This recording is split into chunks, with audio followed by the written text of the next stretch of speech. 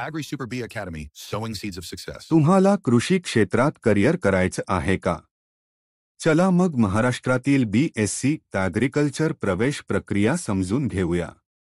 फक्त BSc च नाही तर इतर संबंधित शाखांना पण प्रवेश प्रक्रिया राबवली जाते.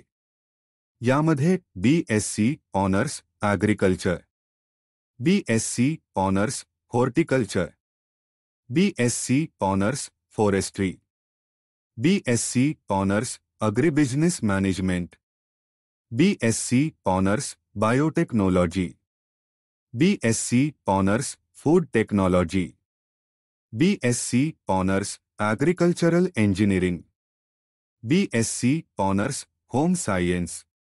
पात्रता निकष.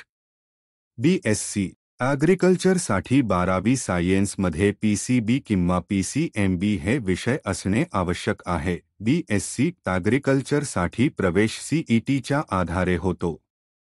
राज्य कोट्यातील जागांसाठी ही परीक्षा अनिवार्य आहे.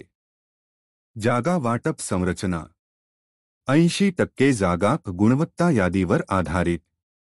20% जागा मॅनेजमेंट क्वोटा खासगी महाविद्यालयांमध्ये थेट प्रवेशासाठी.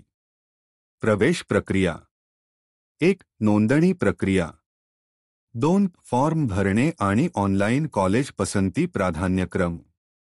3. तात्पुरती व अंतिम गुणवत्ता यादी प्रसिद्ध. 4.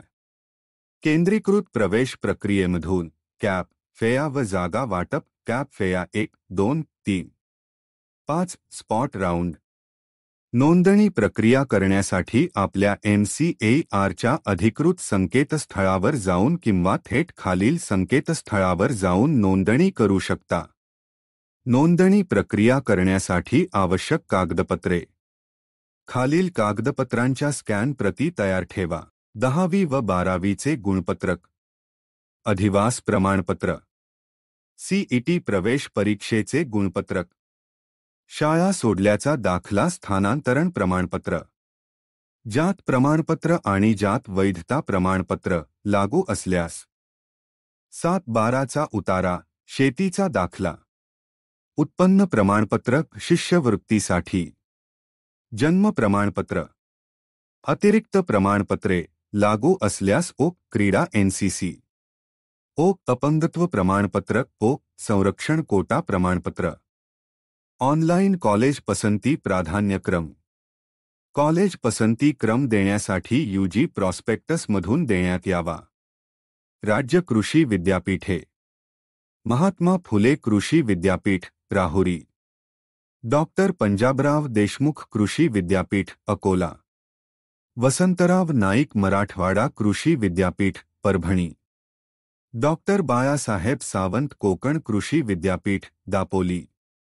वरील विद्यापीठ अंतर्गत येणाऱ्या संलग्न शासकीय व खासगी महाविद्यालयांचा समावेश UG प्रॉस्पेक्टसमध्ये असतो. त्यानंतर तात्पुरती व अंतिम गुणवत्ता यादी प्रसिद्ध होते.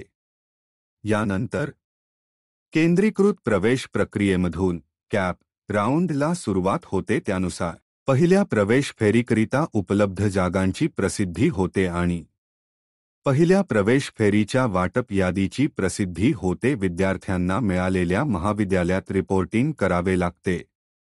यामध्ये फ्रीज, फ्लोट, जागा वाटप नाकारणे हे पर्याय विद्यार्थ्यांना उपलब्ध असतात. यानंतर शिल्लक राहिलेल्या विद्यार्थ्यांसाठी दुसऱ्या प्रवेश फेरीच्या वाटप यादीची प्रसिद्धी होते आणि त्यांना महाविद्यालयात रिपोर्टिंग करावे लागते. यानंतर तिसऱ्या प्रवेश फेरीच्या वाटप यादीची प्रसिद्धी होते आणि महाविद्यालयात रिपोर्टिंग करावे लागते.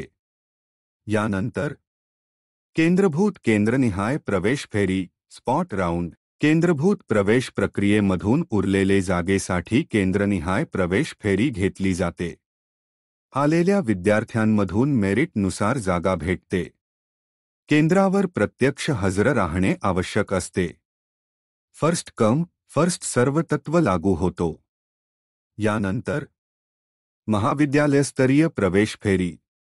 जर महाविद्यालयाच्या केंद्रभूत जागा केंद्रनिहाय स्पॉट राऊंड नंतर शिल्लक असेल तर महाविद्यालयाच्या स्तरावर उरलेल्या जागेसाठी प्रवेश होतो, पण या जागेसाठी शिष्यवृत्ती मिळत नाही. यानंतर महाविद्यालय वर्ग सुरू होतो. म्हणून कृषी क्षेत्रात उज्ज्वल भविष्य हवं असेल तर वेळेत अर्ज करा आणि संधी गमावू नका.